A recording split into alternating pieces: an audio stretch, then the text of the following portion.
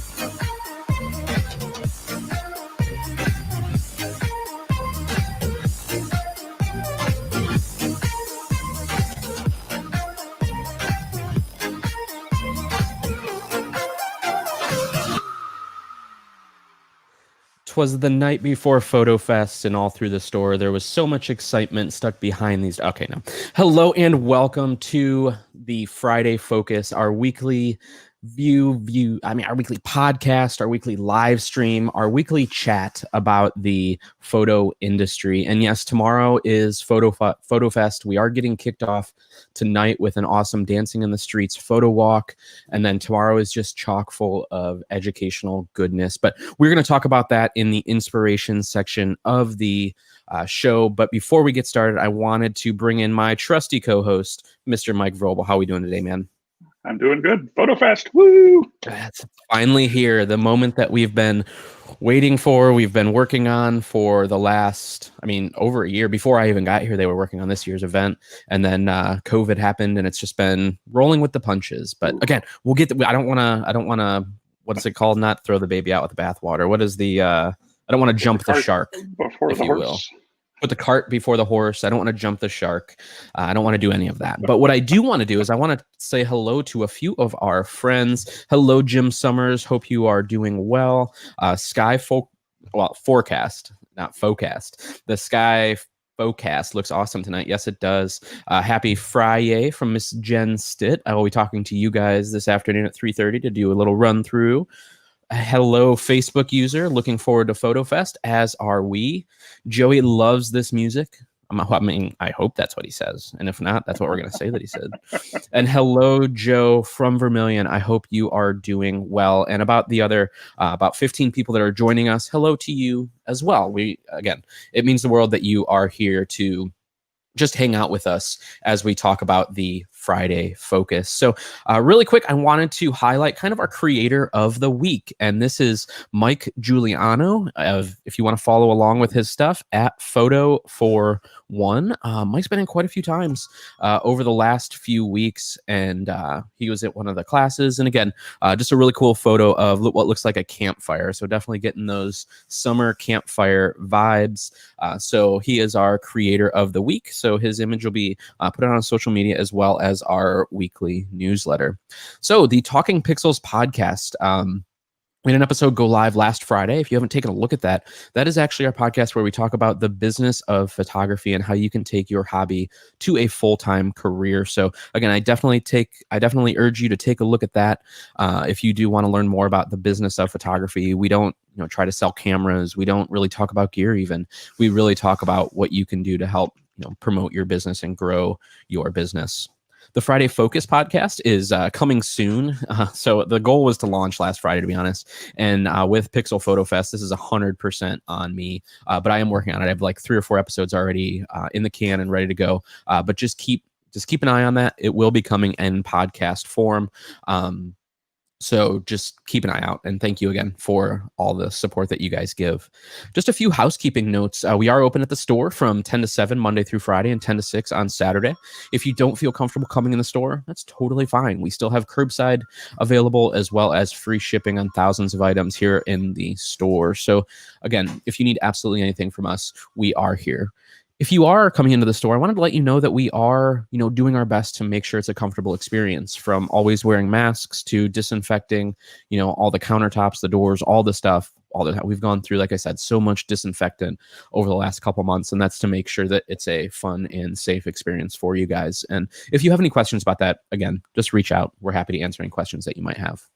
So what are our goals for today? Number 1 is to update you on the photography news that you might have missed. As we get closer and closer to the election, I have a feeling you're going to see less and less news about really anything, but definitely the photography industry. So that's why Mike and I, we took that on, we put that on our shoulders to be able to provide this to you. Just say, hey, we found these awesome articles and some inspiration and some rumors, and just talk about them for, a couple minutes every Friday. So again, the real purpose is to pull you away from the fear, uncertainty, and doubt, and remind you that you have this hobby of photography, and that hobby has an awesome, it just has this way to pull you away from the craziness that's in your life and pull you into, just a stress-free zone. And then also get you motivated to try something new. That's why we put tutorials in here. That's why we put inspirational videos, is to kind of be that push behind you to take your creativity, your love for, creating to a new level. So let's jump right into the news. Okay. So Hasselblad, the top here is Hasselblad finally releases the 907X. It's the smallest medium format body ever. So why is this important? Well, this is I mean, Hasselblad is, of course, one of the legends of photography, and this is the modern version of the camera that went to the moon. They actually released this as a limited edition, lunar lander edition, I believe, about a year ago, but they are finally releasing it as a regular body. And what it's doing is it's taking one of their digital backs and then replacing the big box that used to be the mirror box with a really thin lens mount for their new, is it XCD lenses? Yeah, that they use on the Hasselblad X1D2 rangefinder body. So this is their moving forward, where if you want to get more modern equipment, their new lens series, you can use it with their old digital backs. And I'm fascinated with this approach because I've always loved Hasselblad as theoretically, but at $6,000 plus for this body, I'm probably not going to be buying one anytime soon. Yeah, and that's what we were kind of talking pre-show a little bit. I wish Hasselblad would, come down to, for example, like Fuji pricing, because they're doing a lot of cool stuff. I mean, they have, if you look at the iPad app, I threw the image in there, and they can directly tether with the iPad. I mean, that's something that I feel like a lot of photographers really want. They want to be able to shoot right into Lightroom with, small footprint, make it super easy. And theirs works. I mean, that app, I've seen it in person, and it works really, really well. Even over wireless, it works really well. So, I hope that they do, with the next version of the camera that's on the right, I hope that becomes even more affordable so more and more people can shoot medium format, because again, these bodies are super small. So now you can get, the higher resolution, more dynamic range. I mean, there's a lot of pluses to going with a medium format. And now, I mean, especially on that size, I mean, that image that they have there, it just seems more like I'm more apt to take that out and shoot with it when it's that smaller size. Right. Yeah, and I'm a fan of the body of their rangefinder version, Mhm. but and I would love the iPad tethering because I have an iPad, love my iPad, but again, that price level is, I mean, it's Hasselblad. They're kind of like Leica, and they charge that kind of money, and they aren't apologetic about it, but it puts it out of my reach. Absolutely. So that's all we have to say on that. So is this interesting to you guys? Is anybody out there wanting to shoot medium format? Is this something that, now that it's in that smaller form factor, that you would be interested in carrying? Let us know in the comments. I would love to hear your feedback on the medium format race, if you will. So I'll let you lead with this one. Yeah, so this is this witchcraft? This might be witchcraft. So this is an adapter for the Fuji X mount that will let you mount Leica M lenses on it, which in and of itself is pretty common. There are a bunch of different adapters that will let you do that. But this one adds autofocus to Leica M lenses, which are manual lenses. And I saw that and I was sure I had read it wrong the first time I looked at it, but no, sure enough, that lens mount has the ability to move in and out, and it uses the phase detect on the sensor to autofocus the lens. It will you set the lens to infinity, and it moves the lens in and out to focus for you, which on the one hand is genius. On the other hand, why would you be going out and buying Leica M lenses that are intentionally manual focus and buying this adapter? But I mean, good for them for a pretty impressive technological feat. Yeah, and for me, like, as far as like why shoot the M glass, and I have a couple M glasses, because M glass, I have a couple M lenses, like a glass for my film camera, and the small form factor is really, really, like, to me, like something that I would love to have, even on the Fuji side, which the Fuji stuff is very small as it is. But it's pretty much like having a follow focus, a mini follow focus, mounted to your camera. So I would love to see how well it works. I think that it's awesome that, they are innovating, that they are, people that want that glass, that maybe they aren't as good with manual focusing, now they have an ability to use the autofocus motors, if you will, on that older glass. So super cool. Hopefully we'll get one in to test it out, and we will let you know, because I do have that M glass, so I might actually purchase one of these just to see how well it works. And I believe, and I've been saying it wrong, I think it's photodiox is how it's pronounced. This kind of mount, they have one for the Sony E-mount that's been out for a couple years. So apparently it works well enough that they're releasing another one. But again, witchcraft. Exactly. And so just a couple things really quick. I don't want to lose these comments. Brian says, love the fact that Hasselblad is still innovative. Absolutely. They could have just, shut down, and they could have gone in a whole nother direction, but they're still pushing forward with that medium format line. Joey says, what? That Leica to Fuji adapter? Wow, exactly. So you get it. As a Fuji shooter, you definitely get it. And our friendly Fuji tech rep even thinks that's cool. So a lot of positivity. So we might have to get a couple of these in here at the store for you guys. Moving right along, this one, it's going to be fun to discuss. So a mysterious firmware update turns the Viltrox 85mm f1.8 lens into an even faster f1.6 prime. So, Mr. Software Engineer Techie Guy, why is this a horrible idea? Oh, I mean, we are going from witchcraft to the mountains of madness. Turn back now, stay away. Okay, so enough disclaimers. Allegedly, there are a bunch of different competing rumors about this, but allegedly there was a firmware for this lens released only in China that made it from a f1.8 to an f1.6. And I thought maybe that was because they're using the same lens on different mounts, and maybe this was Fuji specific because of the image circle of the bigger lens. They could, play a game to increase the aperture and firmware. But the Fuji rumors guys or guy got in touch with Viltrox, and they said, no, we are not releasing this, or this has not been released, or some other denial, which makes me wonder where this came from and what's going on. And please don't be taking unknown firmware and installing it on your equipment. This is a really good way to have a very expensive brick sitting on your desk. Stay away, run while you still can. Get away from this one. And didn't we talk, because we were going to talk about this last week, but didn't you say something where there are probably a lot of other lenses on the market that could potentially do this, but there is a reason that they don't? Didn't we talk about that a little bit?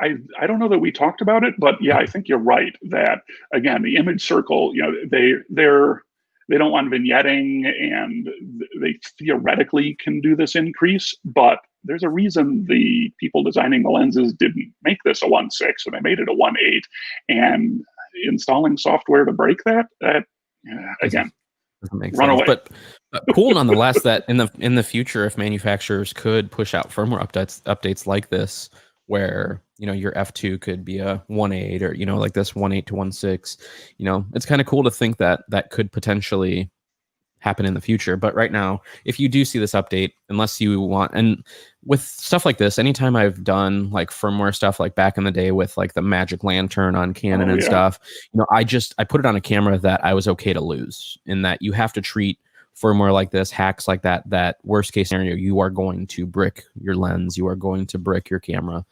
So if that's worth the risk for you, go right ahead, but just expect it to be bricked. I mean, always expect worst case scenario with this stuff. Right. Here there be monsters, abandon hope, all ye who enter. So speaking of, I don't know. I had a good transition there, but I totally lost it. Speaking of unknowns, so this year with COVID-19, this wedding report was actually sent to me in my business email, and I do love this report because it helps me understand the wedding industry, especially when I was shooting a lot more weddings. But I thought this was interesting, and I wanted to share it with you guys. They actually plotted out the number of weddings from all the way back to 2018, and how they are going to, kind of change going towards 2024. So 21% of couples are or have postponed later in 2020.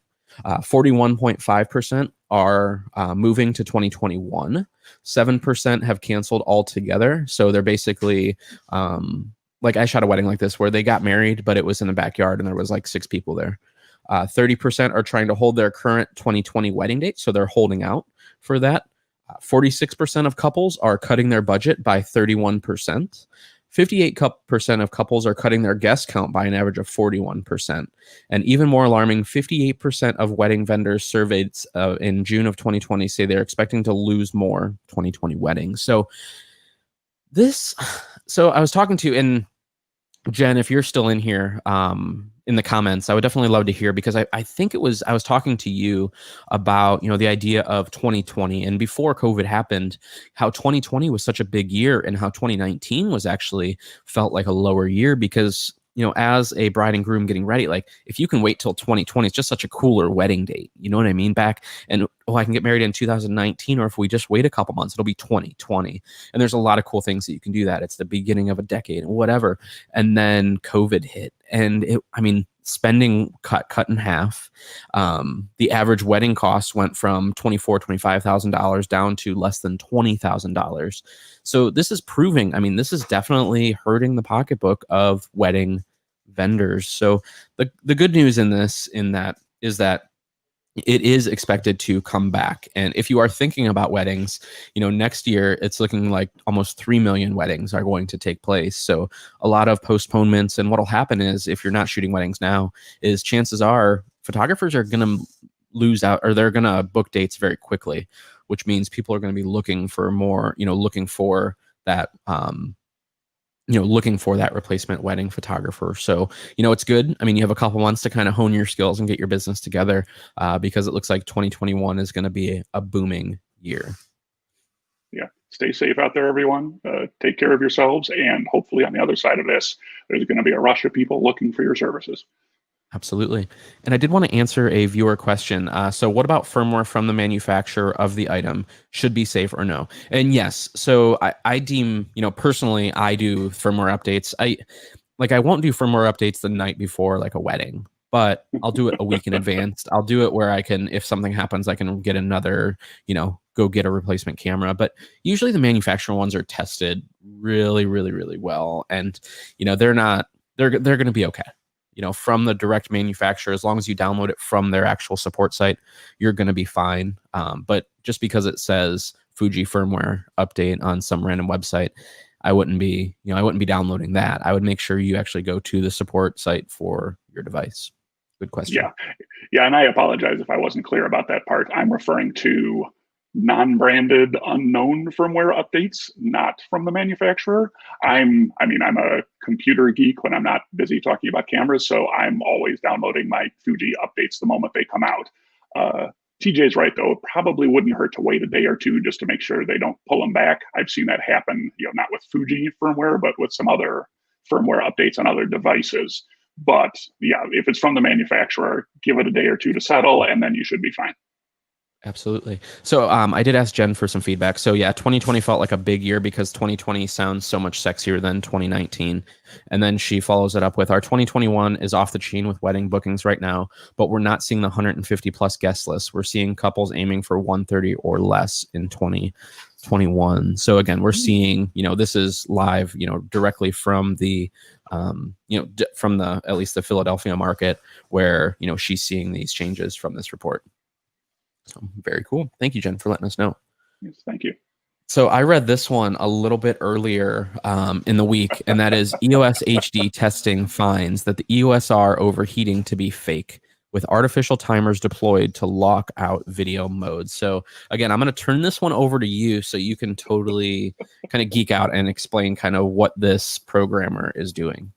Yeah, so this is just the perfect combination for me of mad science and computer hacking and tinfoil hat conspiracy theory that I just couldn't stay away from the story. So the guy who does the EOS HD Canon rumor site has written a custom Android app that uses Canon's published API, their wireless information, combined with a timer that's shooting off JPEGs at an interval, because the JPEG stores the camera's temperature in the EXIF information, but it's not visible in the API. But the API shows you whether the camera has told itself to shut down because it's overheating, and bashed all this together into the craziest set of tests I've ever seen. And what came out of those tests is, once the camera trips the overheat sensor, it doesn't matter what the internal temperature of the camera is. It's as if there's a timer. You are going to wait, I think it's 20 minutes, but I don't remember exactly, but you're going to wait that time. And he put ice packs, he used fans, he could get the camera down to colder than it was when he started the whole test. And he still had to wait for that 20-minute timer before, or 40 minutes, or whatever the timer was. So there's a timer, he thinks, in the firmware that says, once I overheat, the timer matters, not the temperature. And I'm not an engineer, I'm not a scientist, but a stopwatch is not a thermometer. If the camera has cooled down, why not let it start doing video again? So I'm hoping what he's found is, I was going to call it lazy programming, but it's more rushed programming. Okay, we got to get this out the door. We've triggered the overheat warning. You know what? I'll just slap a timer in there. 20 minutes should be enough for it to cool off, and I'll get back to it later. As someone who does computer programming in my day job, I know that's how bad decisions are often made, and that I'll do it later keeps getting pushed off and pushed off and pushed off. In this case, until it feels like it's become a huge PR issue for Canon. So hopefully the things that EOS HD has found are true, and that this is a timer, and that Canon can fix this with a firmware update. Yeah, and But I really we'll hope see. it's not the Canon cripple hammer where, they're trying to sell more into their cinema line and they're Yeah, trying to get their users to go up, up a level.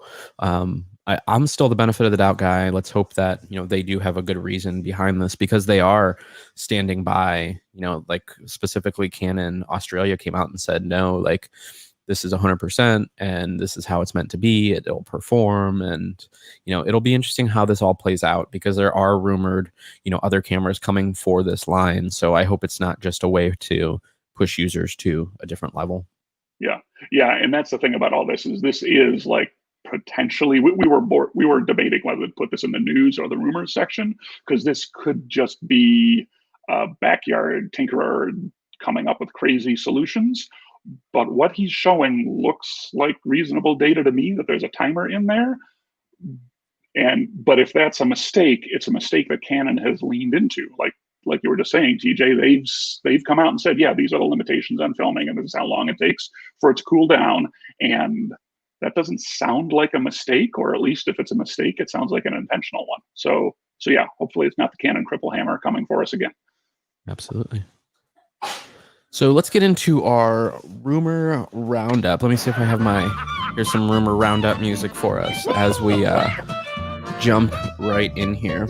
So continuing on with our EOS R5, it looks like there is a firmware update coming, and this is to address some of the overheating stuff. But then also it looks like there's a 70-200 f4 coming, which I'm pretty excited for. I think that is something that would be good for this line, and it kind of makes sense with what they are doing in the line, where they're trying to balance out. It's not just high-end glass that they're putting out there. They're balancing it out with affordable glass. So the firmware update it was more bug fixes, and from what I read, it was definitely looking into this overheating issue. Did you see anything that really stuck out to you? Yeah, the overheating is the obvious one. It feels like this is the rumor of Canon's response to the previous item, where they may be fixing some things with the overheating. Hopefully, because they're taking a huge PR hit for it.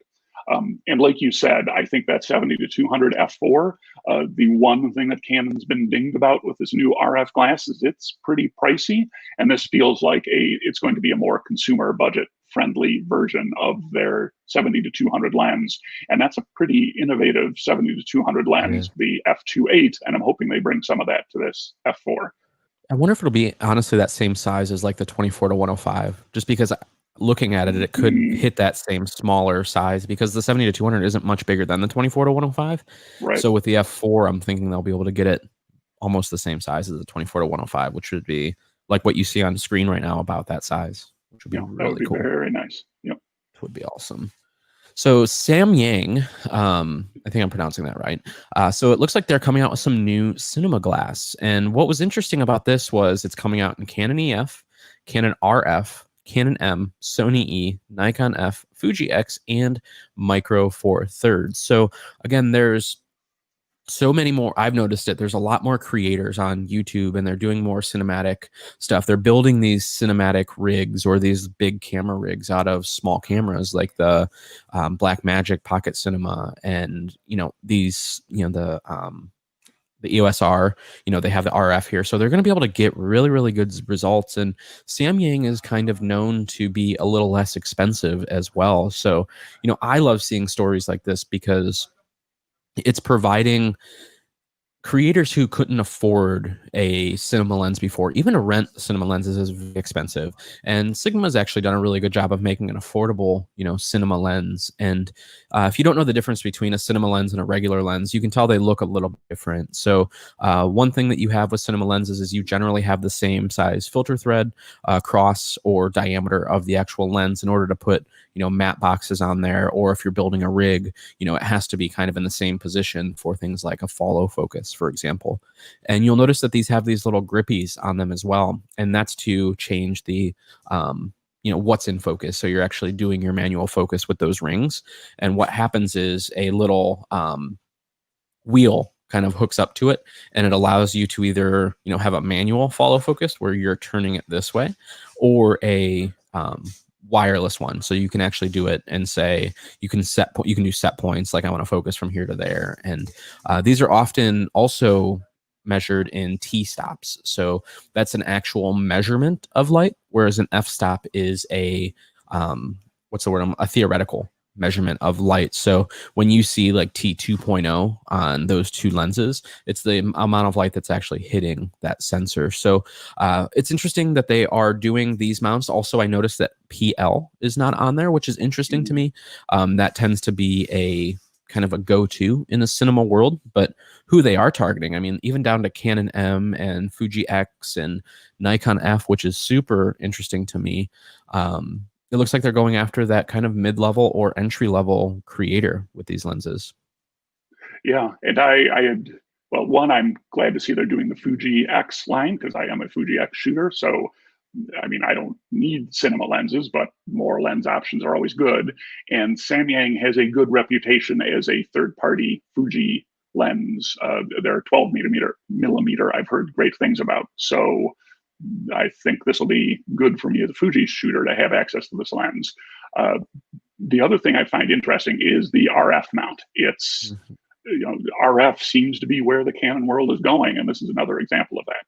And my final comment is no L mount alliance version of the lens. Come on, you guys are slacking. You've got only 12 different lens mounts. Where's the 13th? Right. And it is interesting for the L mount. Like, I'm live streaming this weekend with the FP, which is L mount. Panasonic knocking it out of the park with the S1H as far as its video prowess. And it's perfect to pair it up with a lens like this. And then you have Leica, who came out with the SL2, which has 5K 422 10-bit. I mean, it's, again, powerhouse video cameras. And I would argue, other than the R5, probably the best video performance, especially with manual focus, that you would want to get. So I do think that is a miss with Samyang here. That being said, it's not the end of the world, because you can do something like the MC21 and just, I mean, you don't need any data going across. They are manual focus lenses, so yeah, you can adapt it, but it would have been nice to see it just native. Moving right along, Fujifilm to release a new mid-range camera that is not an X-T30 or XE3 successor. And again, full disclosure, I haven't heard anything about this. We actually don't find out about a lot of the things that get announced until like at most the day before, unless it's like a special project. But this, like, I haven't heard anything about this. So what do you think it's going to be? I mean, what a mid-range that's not an XT, so it's not the XT like 4D. So I wonder what it could be. What are they saying out there? Yeah, and what they're saying is they don't know. And again, as a Fuji X shooter, this one is catnip for me. I'm dying to know what Fuji has up their sleeves, because I have the X-T4 and shot the X-T3 before it and had an X-T1, but it feels like their most popular line of cameras is the step downs, the X-T40s, 30s, 20s, which are my version of my X-T4. I am assuming the X-T40 is coming with all of my internals in a smaller body. And that's why it's such a good seller. They're packing a lot of value into that camera. Right. And it's The interesting because like the XE, yeah, go ahead. XT200 just came out last year or Right. earlier this year. So, I mean, that's not ready for a refresh. I wonder if it's going to be them doing, I mean, like they did with the X Pro 3, just something that is, unique that I would love it if it's something that we're not expecting. That's what I love about Fuji is, they're able to put out these cameras that we didn't think that we needed or wanted. And then next thing you know, it's like, gotta have it. Like the X100V, for example. I mean, that who Right. would think that people would want just a fixed lens on a camera? The whole push was to, have interchangeable lenses or these all-in-one lenses that, had all this zoom. And Fuji's like, no, I think people would want to, and Joey actually says this a lot in the Facebook group that we have. Fuji takes the decisions out of the equation. They take the variables out of the equation, and you focus on shooting. So I wonder if they're going to do something like that. I mean, for them just to pull something out of left field, to deliver to us would be really, really cool. Right. Yeah. And the XE3, their mid-range rangefinder, is getting very long in the tooth to the point where there have been rumors that it's been canceled. So maybe they are leaning into the X Pro body factor instead of the XE3 body. But again, Fuji can be very opinionated about their camera designs. And like you said, that's one of the things I love about them is they will make a camera if they think it's right for a segment of shooters. And I'm curious to see what they've got up their sleeves with this one. Yeah, I'm excited for this one. I love the Fuji Net. Joey says X80, so an X100 without a viewfinder. Oh, Interesting. interesting.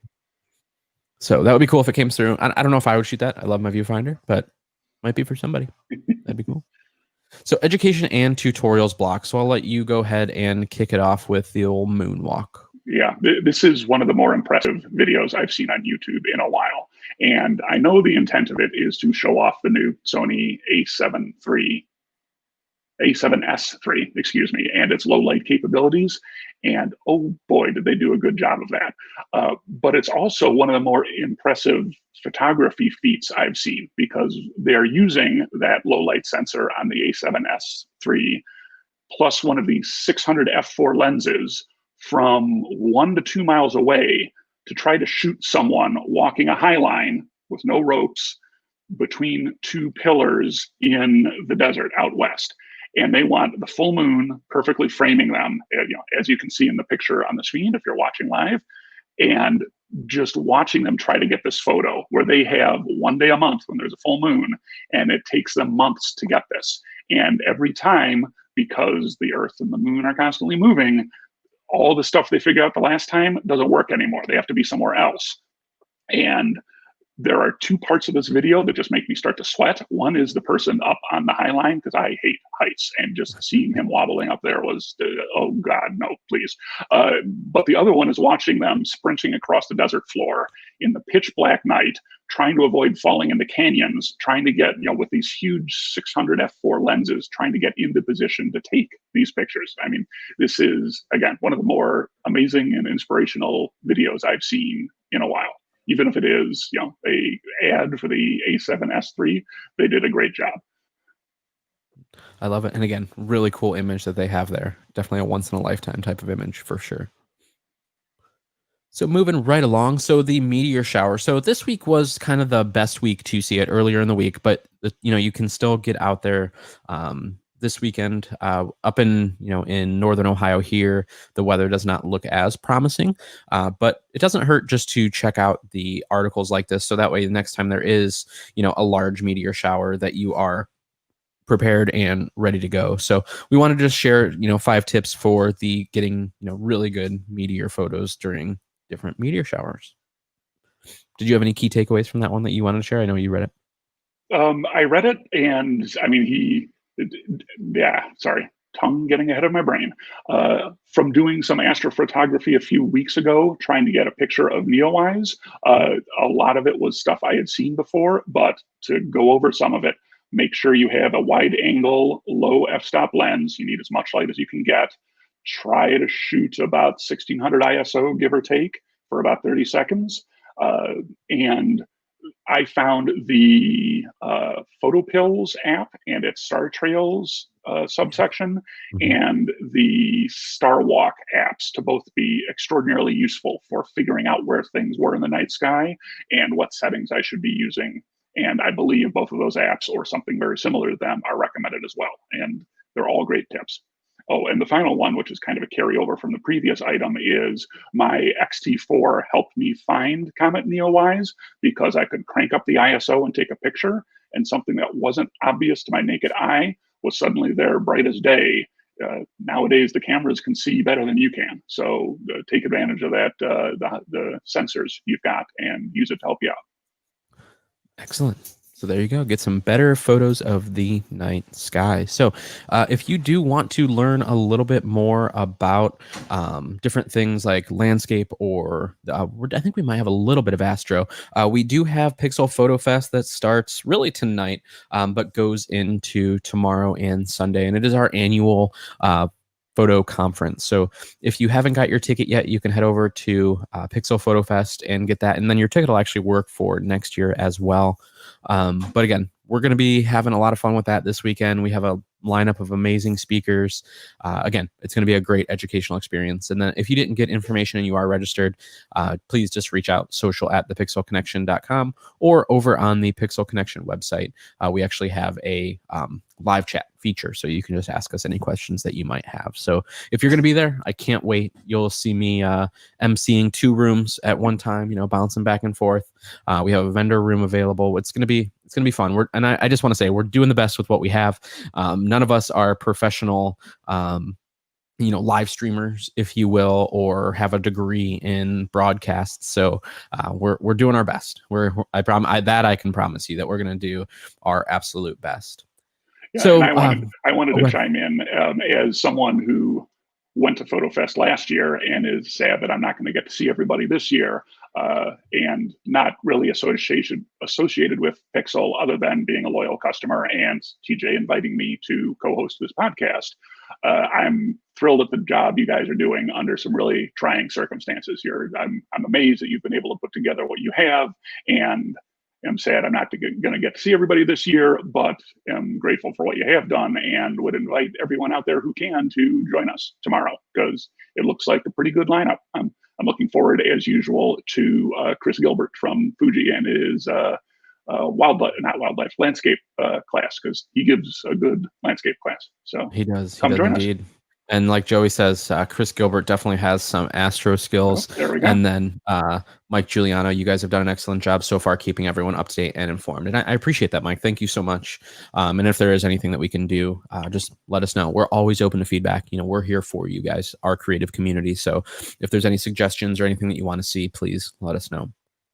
So moving on, so this is someone that I kind of stumbled upon this week, Kirk Williamson. So if you are a Fuji shooter, he does a great job of, it's not like super technical videos at all. There are other YouTubers out there that do a very good job on the technical side. This is more of the kind of hands-on. So me personally, I'm looking at picking up the 55-200.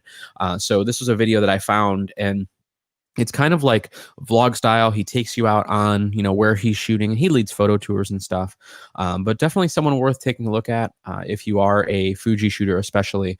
He does some pretty good videos, just on a lot of good comparison videos. Some of his more recent stuff is about the XH1. I want to make sure I have the letters and numbers in line, about, is it a camera to buy in 2020 and stuff like that. But I actually had a phone call conversation with him earlier in the weekend. Super great guy, super nice guy. And yeah, he does some really, really good stuff. So definitely worth taking a look at. I was not aware of his stuff until you dropped it into the show notes earlier today, and I have added it to my subscribe list. I'm going to go watch some of his videos as soon as we're done here. Excellent.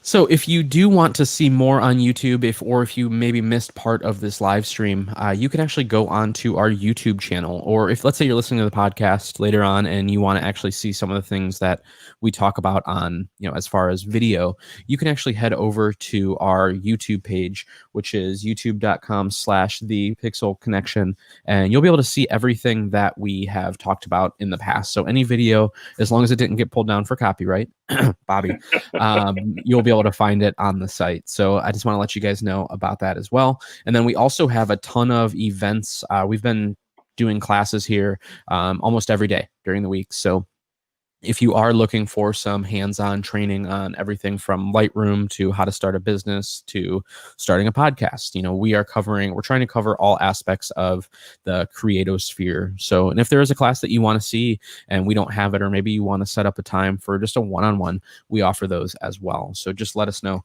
how we can be here to serve you. I want to let you know, this should say August, but we do have free Fuji film rentals until the end of the month. And then also you can, if you head over to our website, you can find where you can book Fuji Tech Time, which you can have all your questions answered by a Fuji Tech rep. And then also there's some additional savings if you are looking at some Fuji gear. So again, free rentals, extra savings, the Fuji X line. Right now, there's some really, really great discounts and deals going on, especially on the X-T3. So if you've been kind of, wavering or wanting to go in that direction, now is definitely a great time to jump on that. And then also, I wanted to let you know we do have a few user groups. So if you are a Lumix, Olympus, or Fuji shooter, we actually have set up user groups where we post contests every week. We're going to be giving away some swag. Definitely join those if you haven't already, because it's fun just to have that community of like-minded individuals that just love, or are passionate about the camera that they shoot. So, and we're working on some other ones too that we're putting together, but more information on that will be coming soon. And thank you, Mr. Vobel. I know you post in the Fujifilm one quite a bit as well. So thank you. And Joey does as well. Yeah. And someone on the Fujifam group I saw took advantage of the previous slide and got a free rental of the 80mm macro lens and had some fascinating bee pictures on there. So there's a shout out to, I'm forgetting her name, but those Doris. are some great pictures. Doris, thank you. Shout out to Doris, and come join us on the Ohio Fujifam. Absolutely. And if you want to see any slides today, so we make all the links clickable. So if you want to get a copy of the slides from today and the articles, if you head over to our website, you'll see a thing for a newsletter sign up, and we send it out every day or every Friday at 6 o'clock. So you'll be able to get the direct links to any of the articles that we talked about.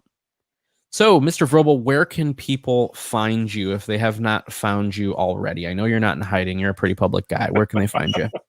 My food writing and photography is at dadcooksdinner.com, and I'm at dadcooksdinner on most of the socials. Excellent. And if you need anything from me, you can stop by the store. I'm here pretty much every day from early morning till late at night, but you can find me on the socials. Just look for @_TJ Houston on Instagram, or just do a Google search for TJ Houston. You'll be sure to find me. So thank you so much, Mr. Vobel, for joining me today. I have a lot of work to do with Pixel Photo Fest, so it's time for me to focus on the weekend. I hope you have a good day. Bye, everybody.